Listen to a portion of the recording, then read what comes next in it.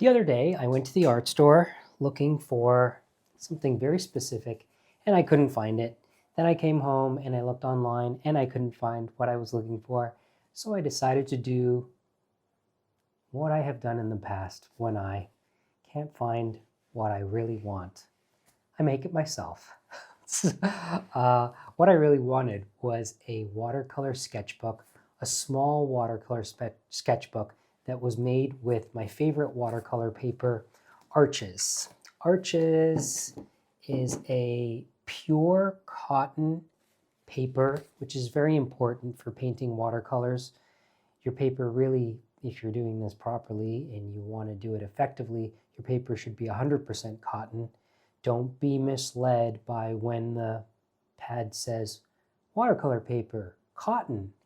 That doesn't mean that it's 100% cotton. It actually has to say 100% cotton on it. And I just love Arches. It goes back, they've been making this paper since 1492. There's a little crest on here that says 1492.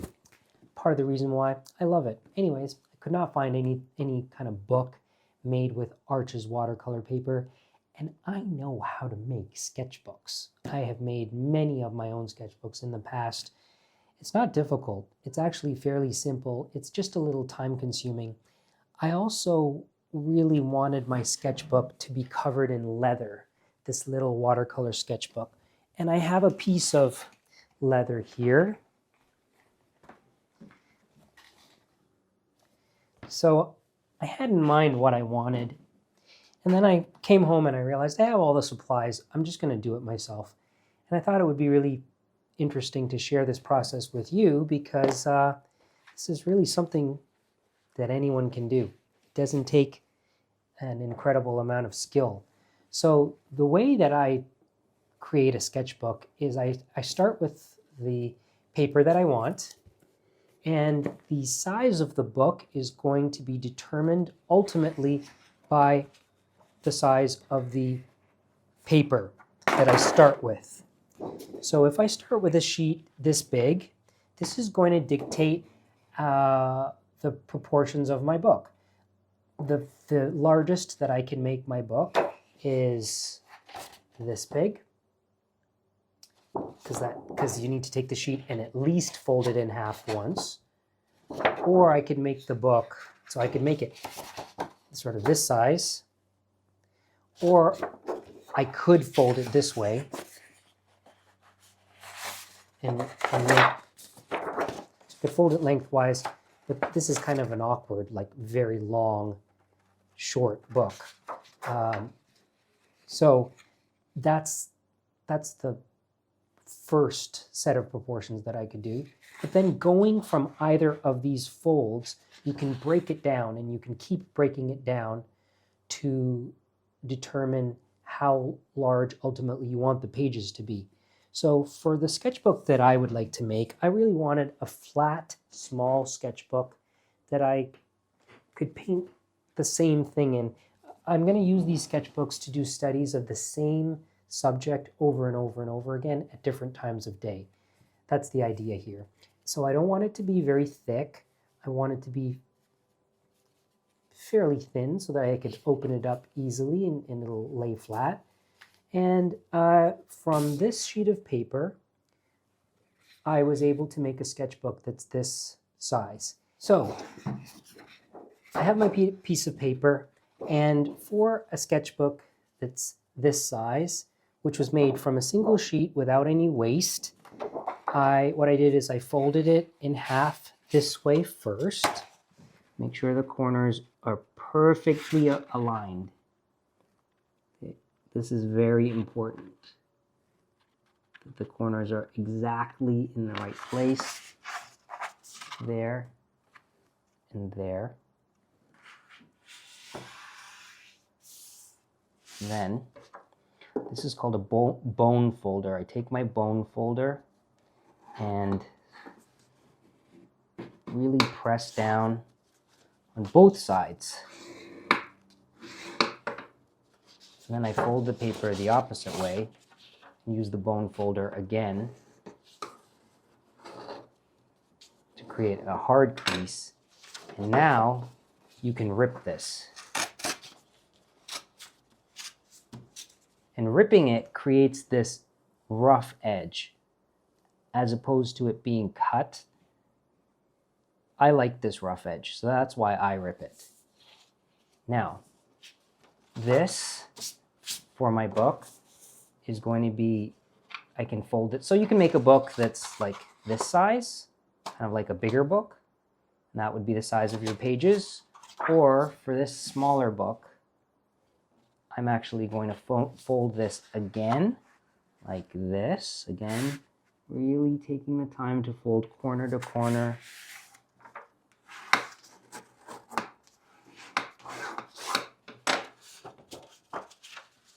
That way.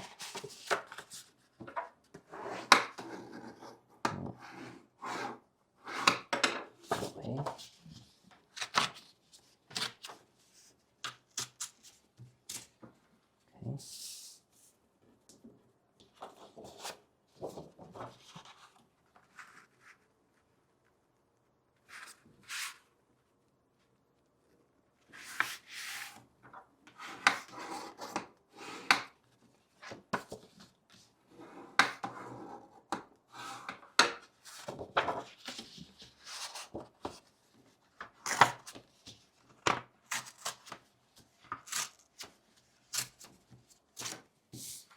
Okay. 1, 2, 3, 4. Now, each one of these gets folded in half.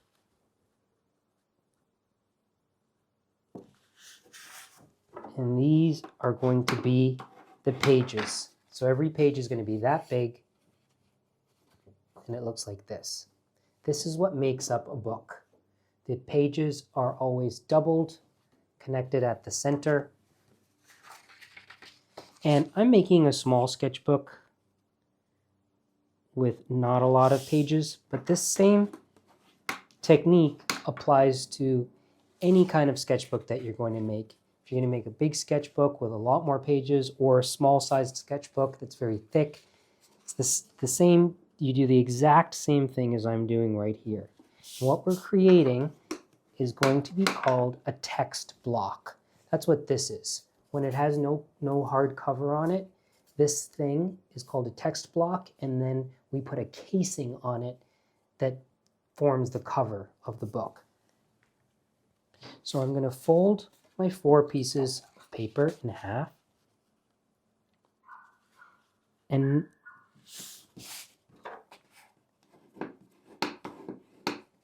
after you fold your pages in half, you stack them together to create what are called signatures. And signatures are the segments of the book that get sewn together. So if this paper was fairly thin, I could stack a lot of these pages together to form my signatures. But this is what determines how many pages form a signature. When you stack them together, you have to look at the end, and you have to be able to gauge, is it staggered? Is it like stepped? And if it's visibly staggered like that, then there are too many pages in the signature. So how thick the paper is going to determine how many pages you can stack together for each signature. I'm putting just 2 together, like 1 and 2. I'm just slipping them into each other, and I can see that there's a little bit of stacking on the edge. That little bit is okay. It could be cut off later, but really, so for this thickness of paper, the max I could put together are 2 sheets per signature.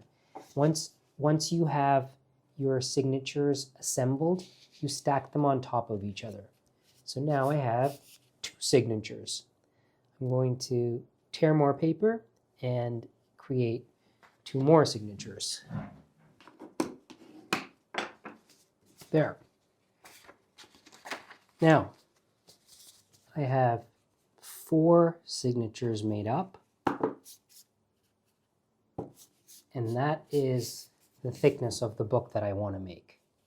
So just from 2 sheets of my watercolor paper, I was able to make a nice little sketchbook to the size and thickness that is perfect for what I'm using this for. So now we're ready to mark these signatures and sew them together. When you handle this group of signatures before they're sewn together, you want to really be sure that they're as square and as aligned as possible. So when you pick them up and when you set them down, just really try to keep these corners and the edge, especially the folded edge, everything aligned and square with each other. That's going to really help you get a nice clean text block in the end. So the next step is to mark the points along the edge that we're going to poke with an awl and sew together. My sewing box, need an awl.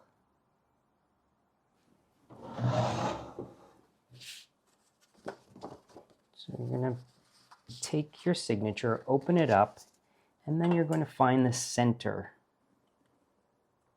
So this is slightly over 4 inches. So there's the center right there. Now, you're going to space your holes on either side of the center. I'm going to just, for the sake of illustrating, do 1/2 inch holes. 1, 2, 3. 1, 2, 3. But for a book of this size, really, I would only, it's a small book, I would really only do 3 holes. One, this one, and this one. But I want to really show you how this process works so that you can do this on a bigger book. Generally, the holes should be 1 inch apart. So now you take the signature that you've marked and you put it on top of your other signatures. And the way that you transfer the markings is by taking a ruler,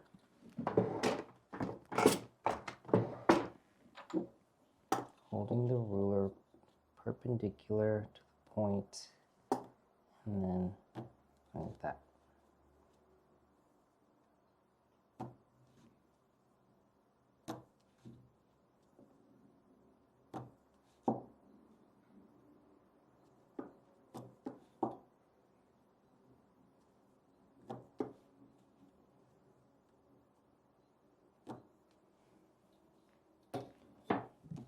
Now they're all marked. Okay. Now you're going to poke holes with an awl. Make sure that your awl is perpendicular to the paper so that when you poke through, it's going to come through to the crease on the inside. Good. Yeah, that's good. Okay, good.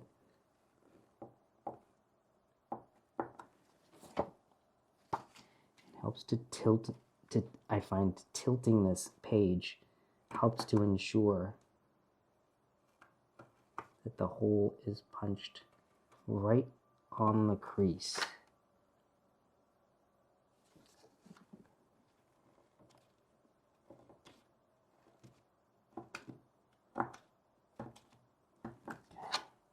It's better. Okay, that's good. And they're just slipping.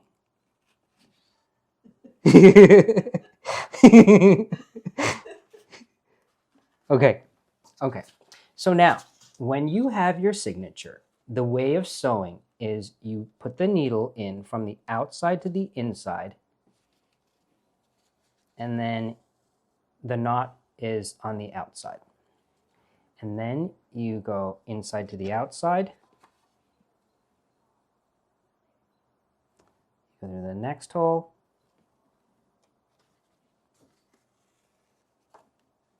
and like this, you just keep going, okay?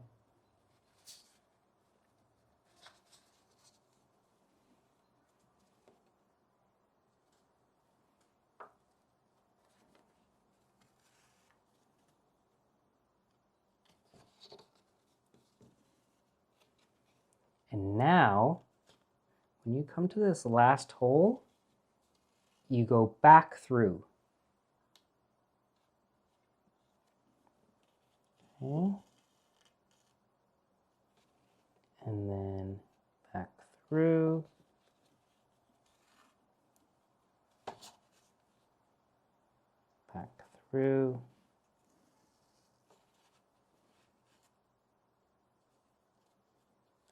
Through.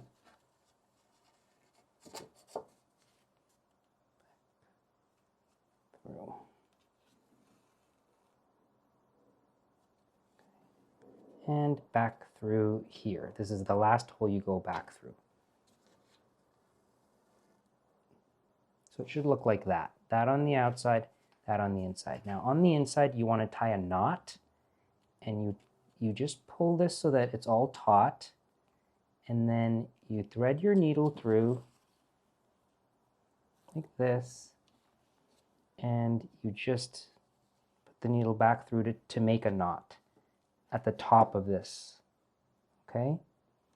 So there's a little knot there. And then you take the needle and you pass it through this hole again to pull this knot to the other side. So you do a little gentle pull, and there the knot disappears, and it came out here. Okay?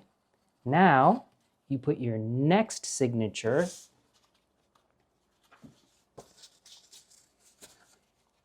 on top of here, and you're going to go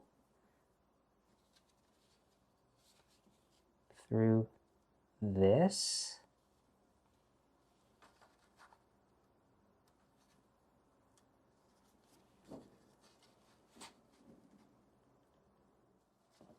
like this, and you thread through here.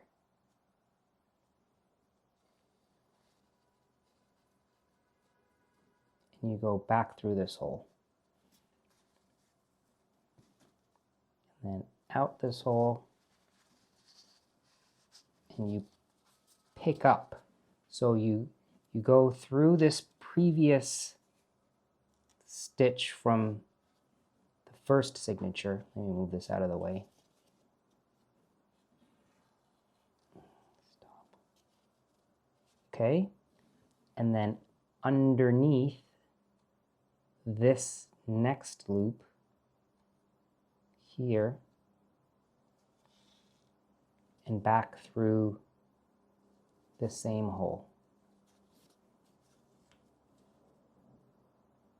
This is called kettle stitch binding.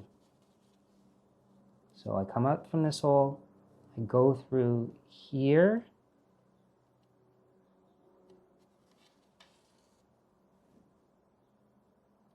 come up through here,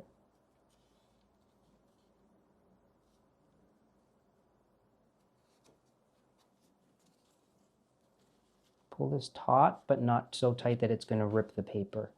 If you pull too much, it'll rip the paper. Out through this hole. Just make sure it's not tangling under the stitch.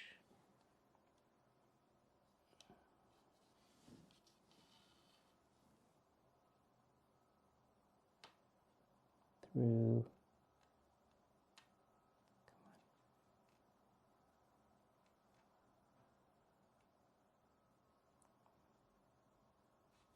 There.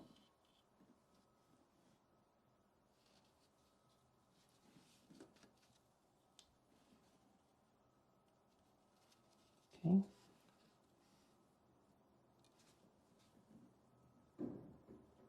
And when you're running out of thread, it's best to tie off at the end of a signature rather than in the middle of a signature. So I think like now is a good place for me to replace my thread because I'm almost out of thread.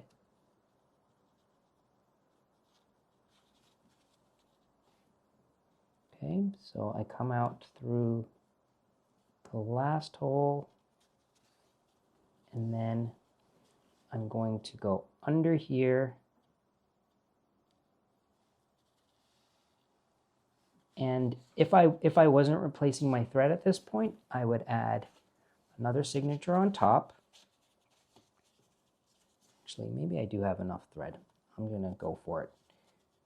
So for the subsequent signatures, now what you're going to do is, well, first I'm going to, so I went underneath here, and now I'm going to go in through the next hole at the bottom of the book. So now we're on the third signature, and this method is what's going to be used for all of the rest of the signatures. You're going to come up, go through the inside hole,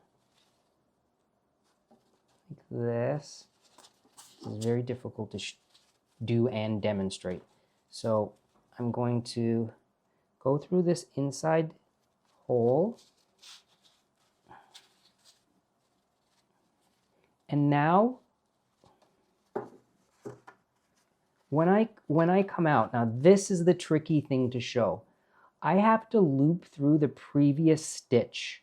So I'm not going to loop under this, the first signature's stitch, like I'm not going to do this. I'm going to go through here. And this is really tricky to show you, but I'm going to go through the just the previous stitch. So here and coming out through here, and what I've done is I've caught this previous stitch.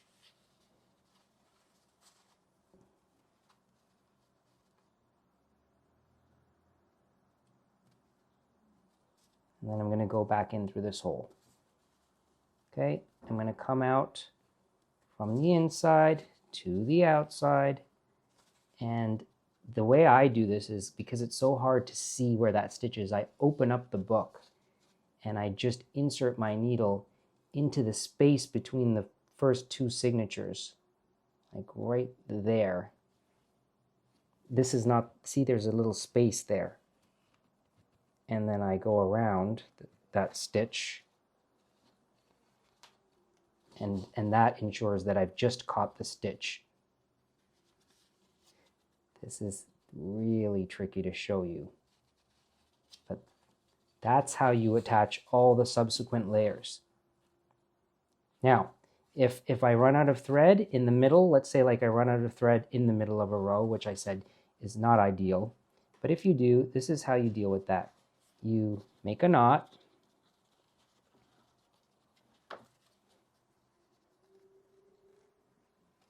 and then you put your needle inside that hole to the outside and you pull, and the knot will appear on the outside.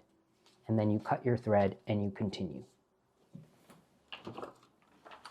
So I'm going to cut this thread, get some new thread, and continue. So I've rethreaded my needle, and I'm just going to pick up where I left off. I'm going to start here, insert my needle on the inside, come back to the outside, and then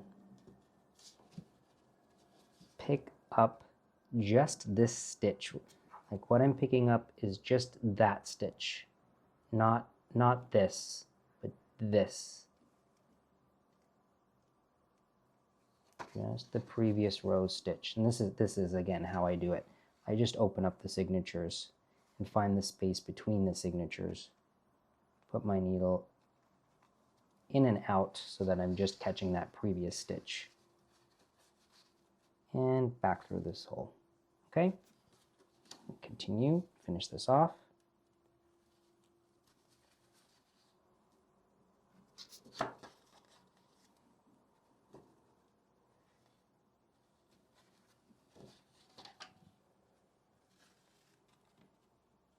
And then, if this was my last stitch, what I would do is go in here, make a knot,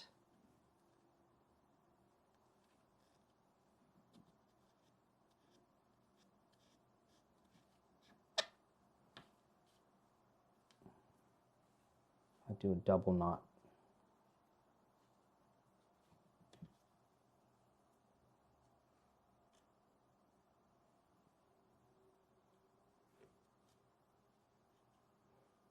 And then that's and then that would be the end of that. But you can just keep adding signatures.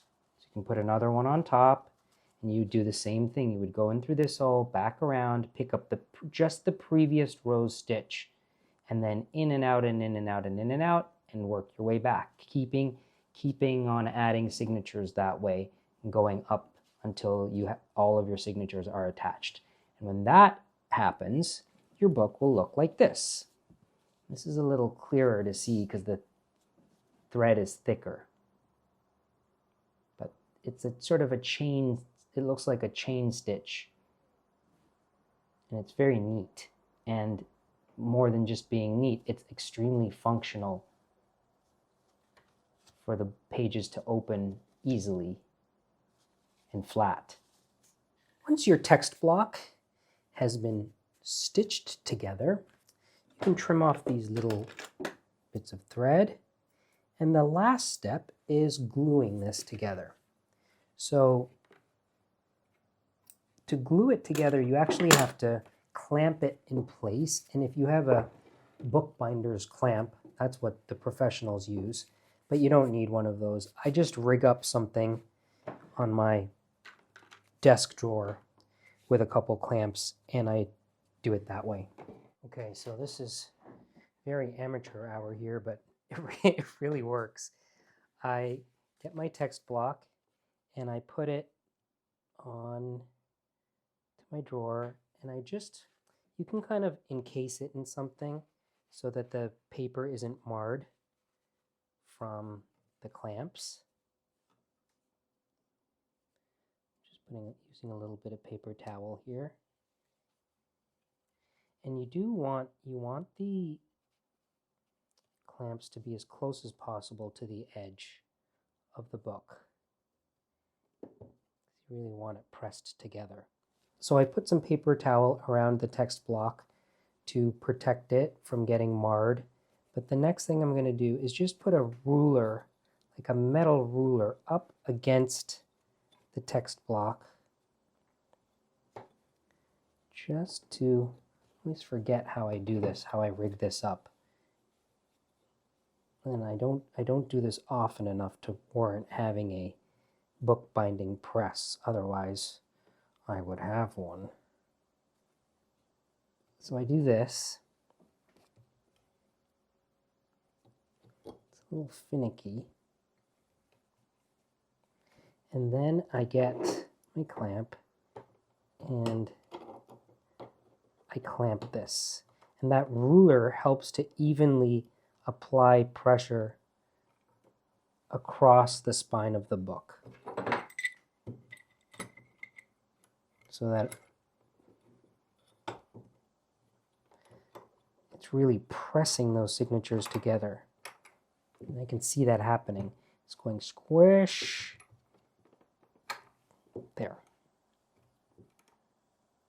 So once those are in place, the clamps are in place, and this is really firmly affixed to the drawer, I'm ready to glue the spine. And to glue the spine, I'm using just PVA glue.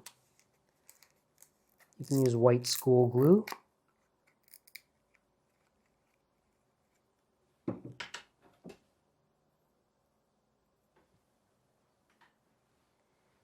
You just take a little bit of glue. It's better to do this gradually in steps than to put too much glue on at once.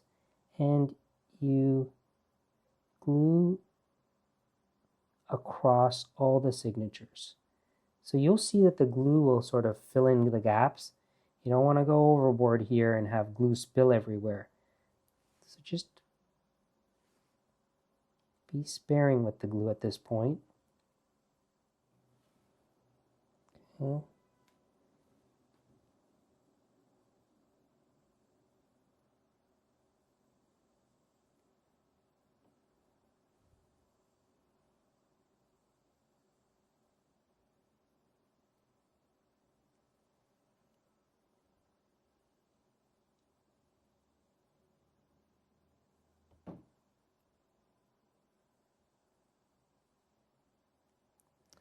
See this edge here, these edges, see how this is not completely straight, and this is not completely straight, this signature is sticking out.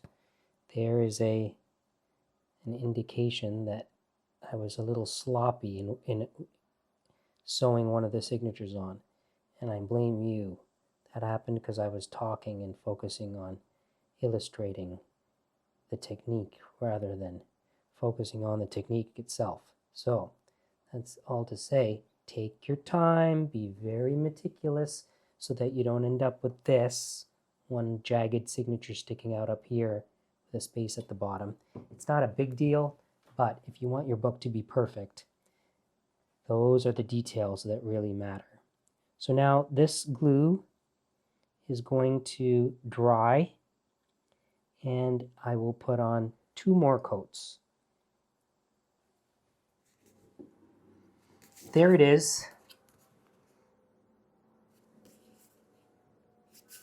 And this is what it looks like when it's done. Now, I have used, in this finished one, I've used white thread because ideally you don't want the thread to be visible on the inside. You want it just to blend in. So here's my finished text block. There's a little one. Here's a big one I made with rougher watercolor paper. Both of these are now ready to have covers put on. I'm going to use hard covers for both of these, probably leather for both of these. That'll be another video. Try it yourself, making a text block.